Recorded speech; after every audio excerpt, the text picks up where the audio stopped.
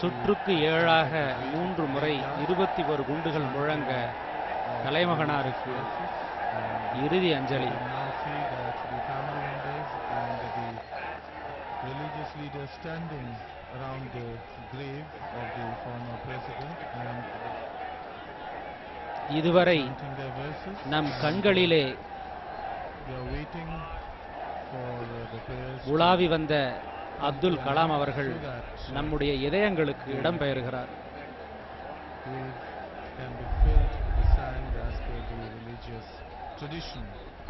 People are very charged in this atmosphere today. They are extremely disturbed at losing the favorite son of the soil. Though he passed away at the age of 83, Dr. APJ Abdul Kalam had a unique connect with people across all age groups, and people who have been waiting here since morning are now quite moved, and you can see most of them teary eyes, and some of the people are openly weeping. As the religious rites continue, we also see that people are இனி standing. இல்லந்தோறும், வீதிதோறும், கிராமந்தோறும், நகரந்தோறும் கலாம்களை உருவாக்கி அவருக்கு நம் நன்றியை செலுத்துவோம். நண்பர்களே, They are all standing and they are all waiting for the burial ceremony to be completed.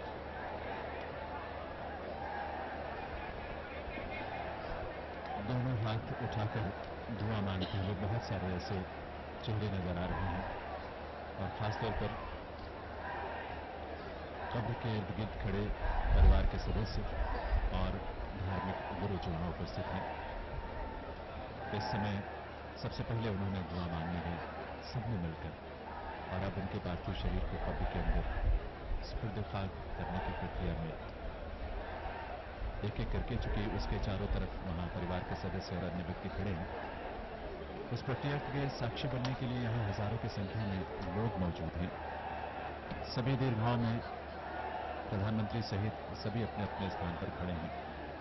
इस समय सब कुछ रामेश्वरम की इस धरा पर स्थिर हो गया है। गतिमान है तो सिर्फ मन की बेउद्वेग और वो भावनाएं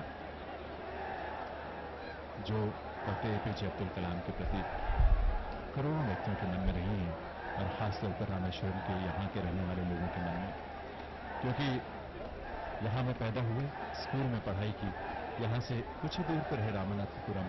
वहाँ का रामनाथपुरम स्ट्रक्स मैट्रिकुलेशन स्कूल है, जहाँ उन्होंने अपनी शुरुआती पढ़ाई की थी, अपनी स्कूली शिक्षा पूरी की थी, और उसके बाद वे तिरुचिरापल्ली चले गए थे।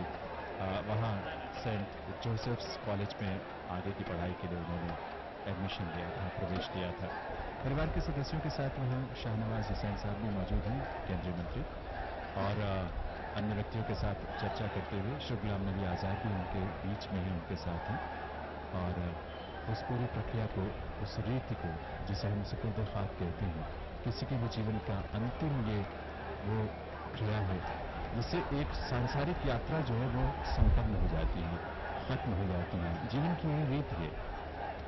लेकिन ऐसे व्यक्ति गहरे होते हैं, सदियों में कोई एक होता है जो इतनी गहरी छाप छोड़कर इस धरती पर சொல் வேறு செயல் வேறு என்று இல்லாமல் சொல்லும் செயலும் ஒன்றாகவே வாழ்ந்த மாமனிதர் டாக்டர் ஏபிஜே அப்துல் கலாம் அவர்கள் இன்று சொல்லும் இல்லாமல் செயலும் இல்லாமல் உறங்கச் சென்று விட்டார்.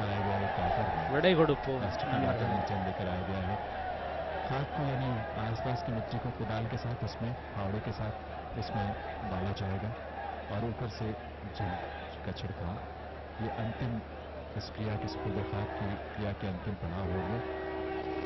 सन्नाटा है चारों तरफ, लेकिन बीच बीच में लोगों की आवाजें उठती हैं, जय घोष के नारे सुनाई देते हैं, कानों में पड़ते हैं, और इसके पीछे इस प्रेरित व्यक्तित्व की छाया नजर आती है जिसे हम डॉक्टर एपीजे अब्दुल कलाम के नाम से जानते हैं।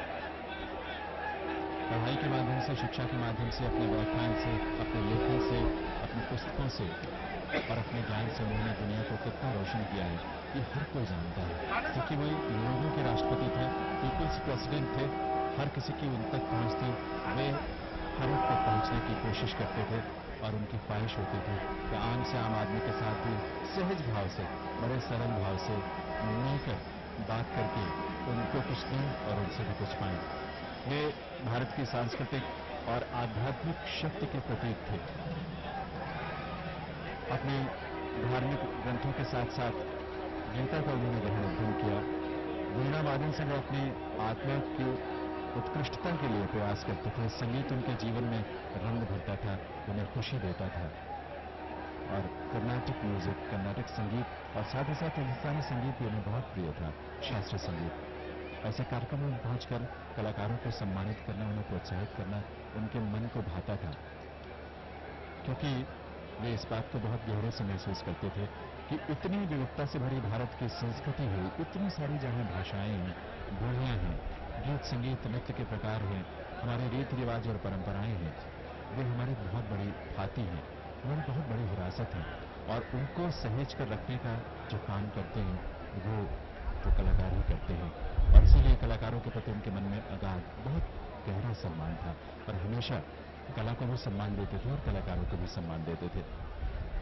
1955 में कलाम साहब ने मद्रास में जब एडमिशन लिया था इंस्टीट्यूट ऑफ टेक्नोलॉजी में, वहां से उन्होंने एक ऐसे फील्ड के साथ वो जुड़े थे जिसे एरोस्पेस इंजीनियरिंग कहते हैं। ये उनके सपनों की उड़ान की पहली कोशिश थी, क्योंकि एरोनॉटिक्स से जुड़कर एरोस्पेस इंजीनियरिंग से जुड़कर उन्होंने, चाहे वो डीआरडीओ के माध्यम से पृथ्वी और अग्नि जैसी मिसाइल्स के निर्माण के माध्यम से मिसाइल मैन की उन्होंने अपनी पहचान बनाई हो, या अंतरिक्ष की जो उड़ान थी SLV-3, PSLV, ऐसे लॉन्चिंग व्हीकल के माध्यम से उन्होंने जो भारत के अंतरिक्ष अनुसंधान को और अंतरिक्ष क्षेत्र में किए गए कार्यों को एक वो ऊंचाई और वो उड़ान दी थी जिस पर भारत को गर्व भी है। और उसने एक ऐसी मजबूत नींव तैयार की थी भारत के लिए जिस पर आज मंगल तक हम पहुंचने की ताकत और क्षमता रखते हैं। ये उनकी प्रेरणा थी। वैज्ञानिकों की एक ऐसी फौज उन्होंने तैयार की थी, इतनी अधिक प्रेरणा उन्हें दी थी कि इनोवेशन से, नवाचार से, शोध से, अनुसंधान से पीछे ना हटे, बल्कि उसकी आवश्यकता पर वे हमेशा बहुत जोर देते थे। बहुत आवश्यकता इस बात की महसूस करते थे। और देश को अगर नॉलेज सुपर पावर बनाना है, ज्ञान के क्षेत्र में एक महाशक्ति अगर भारत को बनाना है जिसकी क्षमता उन्हें लगता था कि इस देश में बहुत ज्यादा है, उसको जगाने का, उसको प्रेरित करने का प्रयास वो हमेशा करते रहे। You are absolutely right, Jainendra. And as he said, if a country is to be corruption free and become a nation of beautiful minds, he strongly felt that there are three social members who can make a difference. They are the father, the mother, and the teacher. His message to the youth of the country was they should have courage to think differently, courage to invent, courage to travel the unexplored path, courage to discover the impossible, and to conquer the problems and succeed. These are the great qualities that the youth must work towards. This was Dr. Kalam's message to the people. He also said that God, our Creator, has stored within our minds and personalities great potential strength and ability. Prayer helps us tap and develop these powers. Dr. Kalam, known for his quotable quotes, once said, "Man needs his difficulties because they are necessary to enjoy success. Unless India stands up to the world, no one will respect us. In this world, fear has no place, only strength, respect, strength." Said as we look at the religious ceremonies still on, and the graveyard is, we are witnessing some religious formalities that are going on at the graveyard. And the former president said, "Look at the sky, we are not alone. The whole universe is friendly to us and conspires only to give the best to those who dream and work." This great son of India has now gone back to the womb of Mother India in this very place of his birth, Rameshwaram.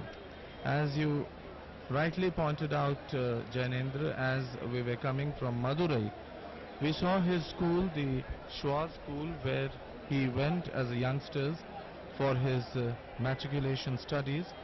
And the wonderful thing about that school was, even after the passing away of Dr. Kalam, the school did not close, as was the wish of this great son of India.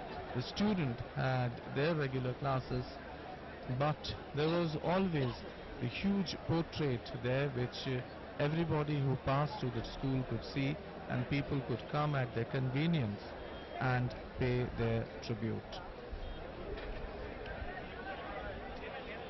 यहाँ सब कुछ कौशिक सायास नहीं बल्कि अनायास होता रहा, क्योंकि उसके लिए कोशिश नहीं किसी ने की।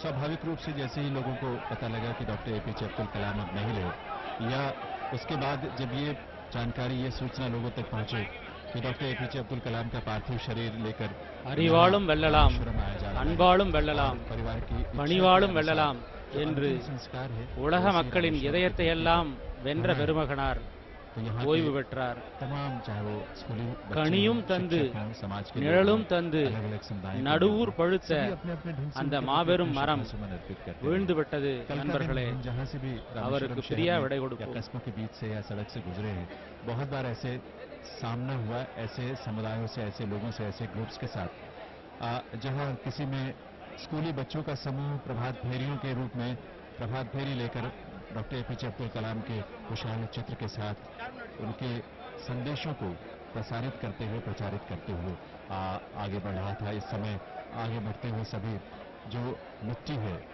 वो उठे, उसे सबने मुट्ठी में उठाकर उस पार्थिव शरीर पर डाला है जिसे कब्र में रखा गया है। डॉक्टर एपीजे अब्दुल कलाम का पार्थिव शरीर सुपुर्द खाक की ये प्रक्रिया जो है अपने अंतिम चरण में है। ये आभास और ये अनुभव और इस अवसर का साक्षी होना भी अपने आप में भावुकता से भर देता है हर किसी को, चाहे वो यहाँ हो, आकाशवाणी के माध्यम से या दूरदर्शन के माध्यम से आप तक ये सजीव चित्रण पहुंच रहा हो, विवरण पहुंच रहा हो, वो सब हमें बहुत अंदर तक छूता है। इस समय फावड़े के साथ सबसे पहले तो मुट्ठी से भर भर कर मिट्टी जो है उस कब्र में डाली गई, और उसके बाद अब फावड़े के साथ चारों तरफ से उस पर मिट्टी डाला जा रहा है, और उसे इस धरती में, उस पार्थिव शरीर को इस धरती की गोद में समाहित कर दिया गया है। यहाँ से हम मानते हैं कि जिस धरती पर पैदा होकर, जहाँ का अन्न खाकर, जहाँ का जल पीकर कोई भी इंसान अपना जीवन यापन करता है, जीवन जीता है, और उसी धरती की गोद में एक बार पुनः समाहित हो जाने का ये क्षण होता है, जब अपनी पूरी यात्रा करने के बाद एक बार पुनः यूं लगता हो जैसे मां की गोद में आकर एक जो सुख की और आनंद की अनुभूति होती है, उसी अनुभूति को शायद महसूस किया जा सकता होगा जब इस तरह से सुपुर्द खाक किया जाता है, जब इस धरती को एक बार पुनः समर्पित कर दिया जाता है जिसने हमें एक ऐसा महान सपूत दिया था। परिवार के और धार्मिक समुदाय के लोग इस समय फावड़े के साथ चारों तरफ से कब्र में उसको मिट्टी डालते हुए उस पर उसको बराबर किया जा रहा है, उसको भरा जा रहा है उस कब्र को। चारों तरफ से उसकी जो दीवारें बनाई गई हैं वो पत्थर की हैं, स्टोन से वो दीवारें बनाई गई हैं, और उसके बीच में डॉक्टर एपीजे अब्दुल कलाम, महान व्यक्तित्व, महान विभूति, इस भारत के महान सपूत। ऐसा कोई व्यक्तित्व विरला ही होगा जो एक साथ इतनी प्रतिभाओं से युक्त हो, इतने सारे गुणों का धनी हो, वैज्ञानिक के रूप में, समाजशास्त्री के रूप में, अर्थशास्त्री के रूप में, दार्शनिक के रूप में, या धर्म और आध्यात्म के मर्मज्ञ के रूप में, क्योंकि उन्होंने तमाम अलग अलग धर्मों के धर्म ग्रंथों का बहुत गहन अध्ययन किया।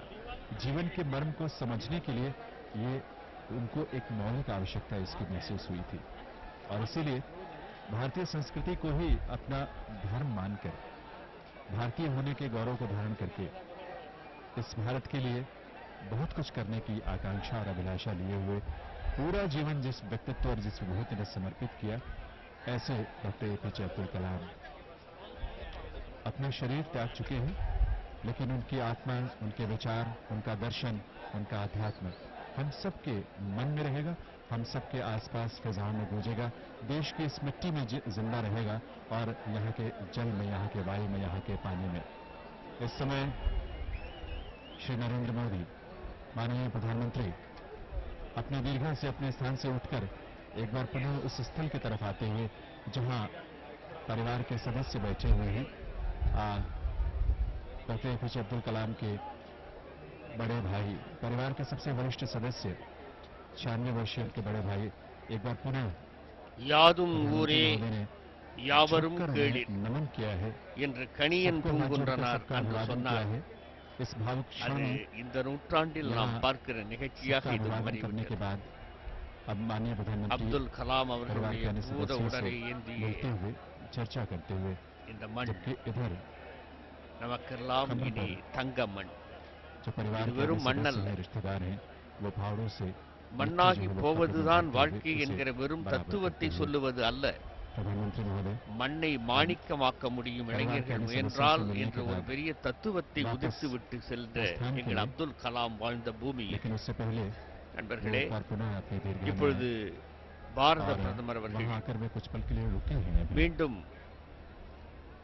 कुछ चर्चा மேடைக்கு करते हुए வருகிறார்கள். वहां अपने मंत्रिमंडल के அப்துல் கலாம் सहयोगियों के साथ அவர்களுக்கு और இறுதி साथ அஞ்சலி ही செலுத்திவிட்டு खड़े हैं अपने स्थान மற்ற पर பிரமுகர்கள் सभी எல்லாம் मंत्रिमंडल के उनके மேடையில் सदस्य மீண்டும் माननीय அமர்ந்திருக்கிறார்கள். प्रधानमंत्री महोदय के साथ साथ அங்கிருந்து பார்க்கிறார்கள் दूसरी दीर्घा में எங்கள் அப்துல் கலாம் மீது, तमिलनाडु सरकार நம் के அப்துல் கலாம் மீது, मंत्रीगण, நம் மீது நம்பிக்கை लेकिन வைத்து उससे पहले கண்களை वहां மூடிக்கொண்ட அப்துல் तमिलनाडु கலாம் மீது के माननीय राज्यपाल इनके महोदय, आंध्र प्रदेश के मुख्यमंत्री महोदय, विभिन्न राज्यों के मुख्यमंत्री, तमिलनाडु सरकार அவர்கள் के मंत्रिमंडल के तमाम सहयोगी सदस्य, விதைக்கப்படுகின்ற ये सभी இந்த वहां पर காட்சி अपने अपने स्थान पर खड़े हैं, நமக்கு ஒரு कुछ बैठे हुए हैं और மிகப்பெரிய उनमें சோகத்தை से कुछ सदस्य தந்துவிடுகிறது. यहाँ परिवार के जो वरिष्ठ सदस्य हैं, தமிழக जैसे कि ஆளுநர் मैंने बताया அவர்கள் कि डॉक्टर एपीजे अब्दुल அஞ்சலியை कलाम के बड़े भाई, செலுத்திவிட்டு 96 वर्षीय மீண்டும் வருகிறார்கள். उनके भाई, जो परिवार के सबसे எல்லோர் वरिष्ठ கனவுகளும் सदस्य हैं, இப்படி இருக்கிறது. उनसे आकर நீங்கள் एक-एक करके எங்களை वे கனவு निवेदन காண कर रहे हैं। சொன்னீர்கள், और இனிமேல் எப்படி காண்பது? बहुत நீங்கள் भावना இல்லையே से என்கிற यहाँ की फिजा में, यहाँ के ஏக்கம் वायुमंडल எங்களை में இனி எப்படி संगीत தூங்க के जो வைக்காதே, शोक संगीत से जुड़े தூங்கினால் हुए जो அல்லவா संवेदनाएं, கனவு வரும்,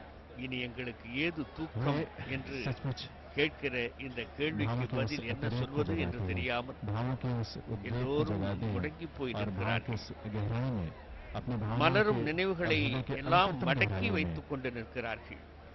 डॉक्टर மேடையில் एपीजे நீங்கள் अब्दुल कलाम के उस பார்த்திருப்பீர்கள், महान व्यक्तित्व के आगे டாக்டர் नतमस्तक ஏபிஜே करते அப்துல் हुए கலாம் उनकी कृपा, அவர்களுடைய उनके स्नेह சகோதரர், சொந்த அண்ணன் और उनके அவர்கள் संसर्ग में जिसको தன்னுடைய मुझे தம்பியை सौभाग्य मिला है, தொலைத்துவிட்டு அமர்ந்திருக்கிறேனே कुछ என்கிற पलों को जीने का, பார்வையோடு उनसे அங்கே चर्चा करने का, उनसे बातचीत உட்கார்ந்திருக்கிறார்கள். करने का, या அவர்கள் उनसे விரைவில் स्नेह 100 प्राप्त करने का, தொடங்குகிறார்கள். क्षणों को उसने हमेशा அவர்களுக்கு एक 100 प्रेरणा வயது के तौर ஆகப் पर अपने போகிறது. मन में संजो कर तो रखा ही என்னுடைய है। அண்ணனுக்கு 100 வயது ஆகப் போகிறது, சோஷியல் அதை நான் பெரும் விழாவாக சோஷியல் எடுக்கப் கலாம் போகிறேன் என்று सबके बीच में வந்தவர்களிலெல்லாம் வார்த்தையால் हमारे சொல்லி राष्ट्रपति, சொல்லி महान தன்னுடைய वैज्ञानिक, மகிழ்ச்சியை भारत சொல்லி रत्न से சொல்லி सम्मानित தெரிந்த ऐसे தம்பி विभूति के அப்துல் கலாம் सशरीर इस दुनिया அவர் से கண் जाने के எதிரே बाद जब उन्होंने शरीर இப்பொழுது छोड़ा, மண்மூடி போகிற उसके बाद காட்சியை அந்த பெரியவர் निश्चित रूप எப்படி से वो பொறுத்துக் क्षण கொள்வார் और என்பது याद நம்மால் आएंगे और हमें प्रेरणा எப்பொழுது देंगे। நினைத்து பார்க்க முடியாத Yes, ஒன்றாக இருக்கிறது. absolutely, இப்பொழுது Jayendra. அந்த அடக்கம் முடிந்து The விட்டது, former அந்த president of சடங்கு India, முடிந்து Dr. விட்டது. APJ Abdul Kalam, எல்லோரும் has been lowered into his இப்பொழுது eternal அப்துல் கலாம் அவர்கள் resting place, அடக்கம் செய்யப்பட்டிருக்கிற grave அந்த here இடத்தில் at கூடி நின்று Pekarumbu. இன்னும் சிறு சடங்குகளை And முடித்துவிட we now வேண்டும் என்ற slowly ஒரு see எண்ணத்திலே that அவர்கள் the நடத்தி கொண்டிருக்கிறார்கள். family members and others சிறு சிறு are, கட்டளைகள் bowing பிறப்பிக்கப்படுகின்றன. down near the grave. சடங்குகள் முழுமை பெற The- வேண்டும் என்பதாக They are அவர்களுடைய just covering செயல்கள் up the இருக்கின்றன. grave as per the இப்பொழுது religious மீண்டும் practice, and you see lots அங்கே and lots of Abdul youngsters Kalam அவர்கள் coming forward அடக்கம் நடைபெற்ற to இடத்தில் pay the last homage to the former president. Malar தூவுவதற்காக Malar And மூட்டைகள் we வந்து would கொண்டிருக்கின்றன. like to bring before our இப்பொழுது listeners அந்த அடக்கம் the செய்யப்பட்ட pledge that அந்த the இடத்தின் former மீது president of India, Dr. மலர் தூவி APJ மீண்டும் Abdul அலங்காரம் Kalam, செய்வார்கள் என்று invoked நம்புகிறோம். upon all of us. இவற்றையெல்லாம் எல்லோரும் உற்று பார்த்து கொண்டிருக்கிறார்கள். அப்துல் கலாமே, எதையும் நீங்கள் விரும்ப மாட்டீர்களே, எளிமையை தவிர்த்து வேறு எதையும் ஏற்க மாட்டீர்களே, மாலை மலர் மாலை கூட உங்களுக்கு பிடிக்காதே, அதற்கு பதிலாக எனக்கு நூல்களை கொடு என்று கேட்டவருக்கு, எங்களிடம் இன்றைக்கு நூல்கள் இருக்கின்றன, ஆனால் உங்களுக்கு கொழுப்பு வேண்டும் என்ற எண்ணம் இருக்கிறது, ஆனால் பெறுவதற்கு நீங்கள் இல்லையே, வெறும் மலர்கள் மட்டுமல்லவா உங்கள் மேனியை மொய்த்துக் கொண்டிருக்கின்றன என்ற கனவுகளோடு இளைஞர்கள் இங்கேயும் அங்கேயும் ஆர்ப்பரித்து நிற்கிறார்கள். மனம் அலைகடலென கொந்தளித்து கிடக்கிற அந்த இளைஞர்களுக்கு இன்றைக்கு ஒரு மிகப்பெரிய இழப்பான நாள், சோகமான நாள். சடங்குகள் நிறைவேறிவிட்டன. இப்பொழுது ஒவ்வொருவராக அந்த இறுதிச் சடங்கிலே கலந்து கொண்டிருந்தவர்கள் ஒவ்வொருவராக கலைய ஆரம்பிக்கிறார்கள். இப்பொழுது மேலும் சில விடுபட்ட சடங்குகள் நடைபெற்றுக் கொண்டிருக்கின்றன. பாரத பிரதமர் அவர்கள் கண்ணீரோடு இந்த நிகழ்ச்சிகளை எல்லாம் பார்த்துக் கொண்டிருக்கிறார்கள். எல்லோர் மனதிலும் ஒரு கேள்வி எழுகிறது, அப்துல் கலாம், என்ன அதிசயம் நீங்கள் உங்கள் கை விரல்களில் வைத்திருந்தீர்கள், என்ன அதிசயம் உங்களுடைய கோட்டுக்குள் நீங்கள் ஒளித்து வைத்திருந்தீர்கள், என்ன அதிசயம் உங்கள் நாவுக்குள் நீங்கள் ஒரு தீவை அல்லவா அடக்கி வைத்திருந்தீர்கள். அந்த நா இன்றைக்கு ஓய்ந்து விட்டதே, எப்பொழுது மீண்டும் அந்த நா சுழலும் என்கிற மிகப்பெரிய கேள்வியோடு எழுந்து நிற்கிறார்கள் அரசியல் தலைவர்கள், நம்மை ஆளுகிறவர்கள், பெரும் தலைவர்கள், பேரறிஞர்கள், விஞ்ஞானிகள், கல்வியாளர்கள் என்று பலதரப்பட்ட மக்களும் பலதரப்பட்ட பெரியவர்களும் எழுந்து நின்று அவர்களுக்கு இன்னமும் அஞ்சலி செலுத்திக் கொண்டிருக்கிறார்கள். தொடர்ந்து அண்ணாதுரை, உன் தூக்கத்தில் வருவது அல்ல கனவு, உன்னை தூங்க விடாமல் செய்வதுதான் கனவு என்று சொன்ன அப்துல் கலாம் நம்மை எல்லாம் தூங்க விடாத கனவாக இன்று மறைந்து விட்டார். அவர் நமக்கு விட்டு சென்ற கனவுகள் ஏராளம். அந்த கனவுகளை நனவாக்கி அவரை என்றும் நம்மோடு நம் மனதோடு இருத்திக் கொள்வோம் நண்பர்களே. அவருக்கு பிரியா விடை தருவோம்.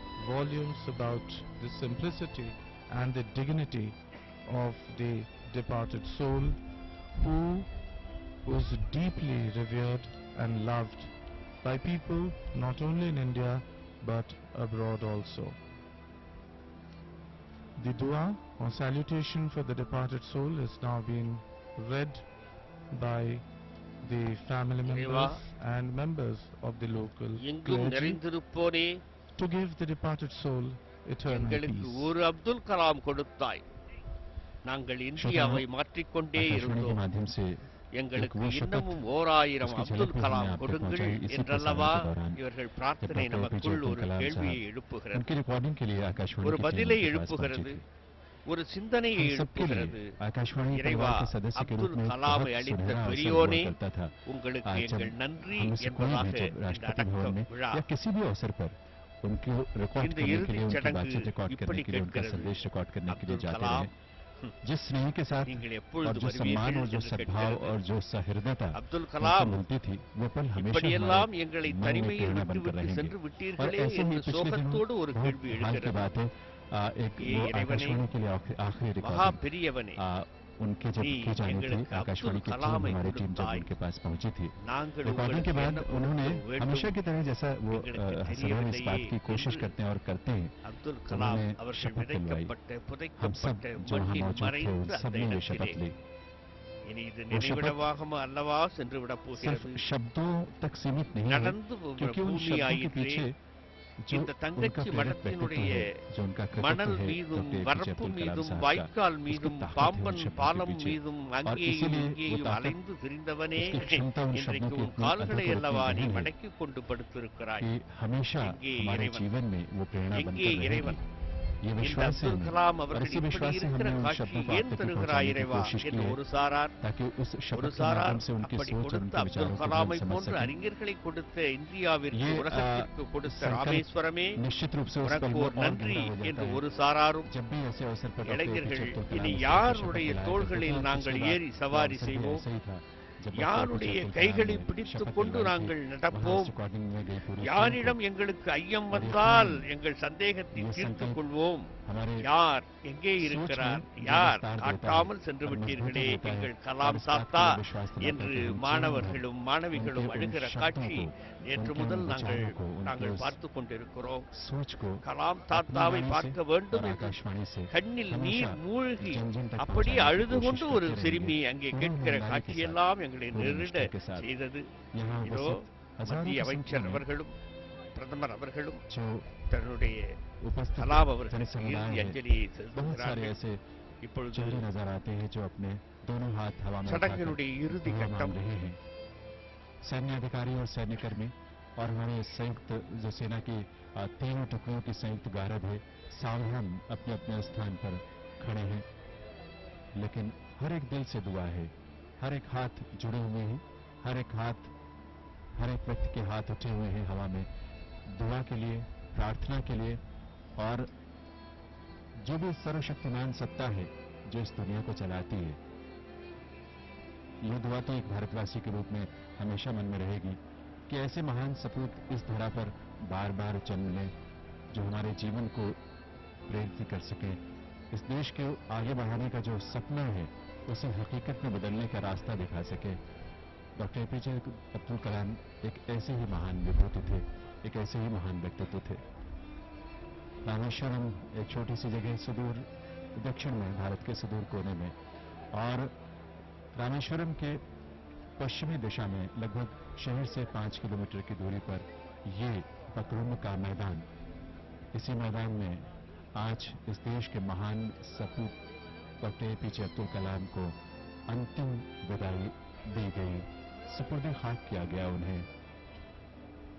अभी भी जो इस्लाम के धार्मिक गुरु हैं, परिवार के सदस्य भी वहां पर उपस्थित हैं,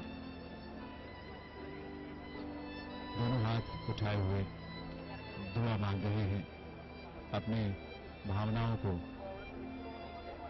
और डॉक्टर एपीजे अब्दुल कलाम के प्रति अपनी संवेदनाओं को व्यक्त करते हुए सर्वशक्तिमान सत्ता से उनके आत्मा की शांति के लिए और उनकी इस पूरी यात्रा के प्रति आभार व्यक्त करते हुए अपनी दुआ कबूल होने की दुआ भी साथ में की गई। इस समय जबकि ये अंतिम प्रक्रिया यहां चल रही है, कब्र पर डॉक्टर एपीजे अब्दुल कलाम के प्रधानमंत्री श्री नरेंद्र मोदी अपने स्थान से आगे बढ़ते हुए मंत्रिमंडल के सहयोगी भी उनके साथ हैं। श्री नरेंद्र मोदी माननीय प्रधानमंत्री महोदय को यहां उपस्थित जनसमुदाय ने अभिवादन किया है और साथ ही साथ माननीय प्रधानमंत्री महोदय ने एक बार पुनः वहां से गुजरते हुए परिवार के सदस्यों और जो भी वरिष्ठ जन हैं वहां पर उनका अभिवादन किया है और हवा में हाथ हिलाते हुए उन्होंने इस स्थान से यहाँ से प्रस्थान किया है अपने वाहन की तरफ। एक एक करके यहाँ से जाने का सिलसिला शुरू हो, लेकिन उससे पहले जो நாட்டு மக்களின் இதயங்களிலெல்லாம் நீங்க இடம் பிடித்த किया गया था doctor APJ Abdul Kalam doctor APJ Abdul Kalam அவர்களின் दुआएं மறைவுக்கு அஞ்சலி செலுத்தி फूल புறப்பட்டிருக்கிறார் जा रहे हैं। பிரதமர் நரேந்திர மோடி वहां उस पर फैलाई जा रही है। அவரது உற்றார் உறவினர்களும் நண்பர்களும் यहाँ से एक एक करके மலர்தூவி தொடர்ந்து மரியாதை गणमान्य अतिथियों का भी यहाँ से प्रस्थान आरंभ हो चुका है।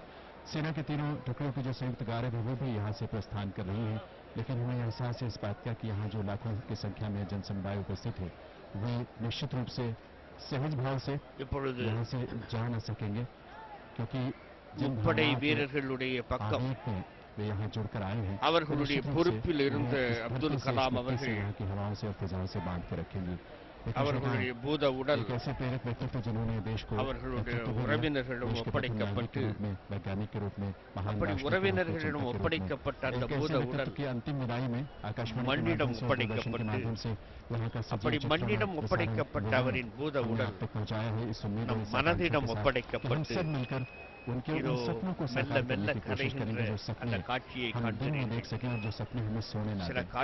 ऐसे ही सपनों का भारत बनाने की क्या आकांक्षा थी, और उन सपनों के लिए साकार करने के लिए हम अपनी अपनी जगह पर மௌனத்தோடு மௌனம் காக்கிறது பொதிகை. सच्ची श्रद्धांजलि होगी भारत के इस महान सपूत. உங்களை கண்டு வியந்து போன கண்களில் जैनेंद्र साथ में அப்துல் கலாம் ஐயாவே, नीरजा प्रभाकर, உங்களை கண்டு வியந்து போன கண்களில் पूरी टीम के साथ பிரிவு என்னும் அருவி கொட்ட वापस आपको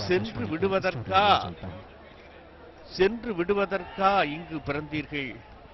எங்களை எல்லாம் இன்றவனே, இதய பூமியே, போய் வருக, போய் வருக, வெற்றியிடம் போய் வருக. காலம் வரும், மீண்டும் வருக, அதுவரை எங்கள் இதயம் வெற்றிடமே என்று கூறி வர்ணனையாளர்கள் ஆனந்தன், அண்ணாதுரை, தன்ராஜோடு விடை பெறுகிறோம். மீண்டும் பொதிகை நிலையத்திற்கு நன்றி.